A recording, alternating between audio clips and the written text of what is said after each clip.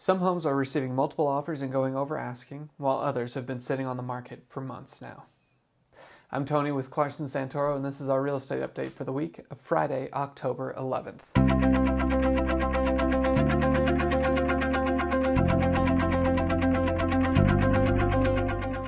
We know that buying or selling a home can be very stressful and confusing. That's why we do these weekly videos so that you can know how the market is impacting your options as a home seller or buyer. Let's start off by looking at how the market performed this week. There are now 42 homes active on the market, up from the 35 we had last week. The average asking price is about the same at $2.2 million. 5 homes went pending, one more than last week, and the average asking price of those pending homes was a little lower at $1,784,000. Down slightly from the last week's average asking price of $1,812,000. And the same number of homes closed this week as last week, but significant price improvement this week, as the average closing price was $2,072,000, up over $300,000 from the average close price of $1,750,000 last week.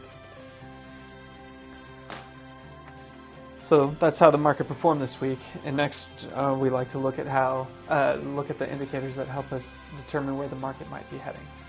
But before we do that, if you do find this information helpful, you can hit the subscribe button down below so you don't miss out on any future updates. And why not share it with a friend also? Everyone deserves to be in the know about their local real estate market.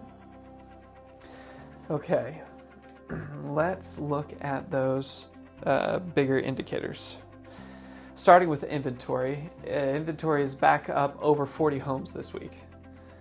This is a pretty normal inventory level, but when you consider that there were less than 20 homes on the market at the same time last year, it feels like inventory is super high now. With inventory back up, the turnover rate did drop back down again this week as well. We are now at about 50% market turnover, meaning it would take 2 months for all the current inventory to go pending, all things being equal. This is a slow turnover rate for this time of year, and it does not bode well for the winter selling season unless inventory drops off significantly before then.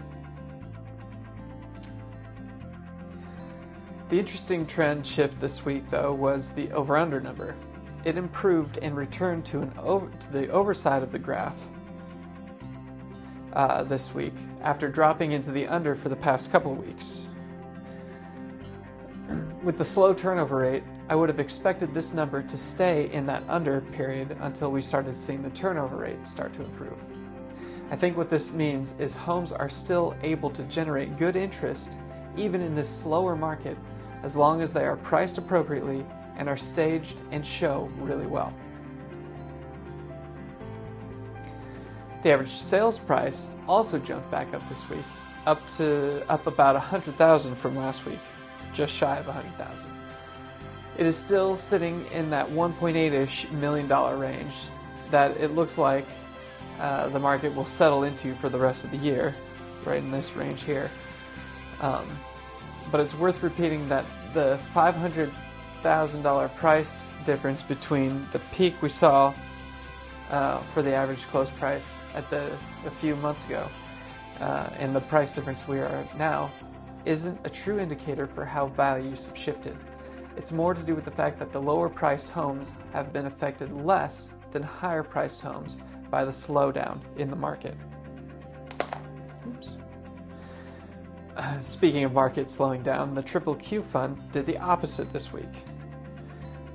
It continued to improve from last week, up another 2%, and is almost back to its peak value that it reached in July of this year. As the tech market improves, buyers in San Ramon will have more confidence and ability to step into this market. Unfortunately, interest rates have gone back up over the past 2 weeks, after coming close to dropping below that 6% mark that we were hoping for. The average mortgage jumped significantly this week, up 20 basis points. We're now close to the 6% range or 6.5% range that we have become used to over this past year. But it is disappointing knowing we were so close to having that number start with a 5 for the first time in over 2 years. Way back here.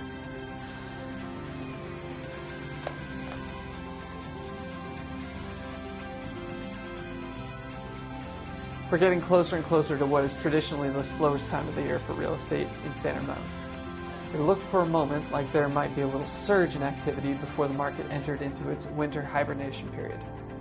We might still see that, but with the interest rates climbing up again, the inventory not coming down, it is looking less and less likely. However, the market is still responding to properties that are in popular neighborhoods or that have been priced well and present nicely to the market. Sellers can still receive good, quick offers on if their homes, if they do the work preparing it well and don't overprice it. On the other hand, buyers have more flexibility in this market and can be more patient and discerning on what homes to make offers on. Thank you for joining me for this weekly update. I hope to help you understand how the market is impacting your options. Don't forget to hit the subscribe button down below and ring the notification bell so you can stay informed on how the market is shaping up this year. And if you have any questions about how you can navigate the stressful and confusing process of selling or buying a home, leave a comment down below or reach out to us directly. We're here to help guide you every step of the way. Have a safe weekend, and we'll see you next week with a new update.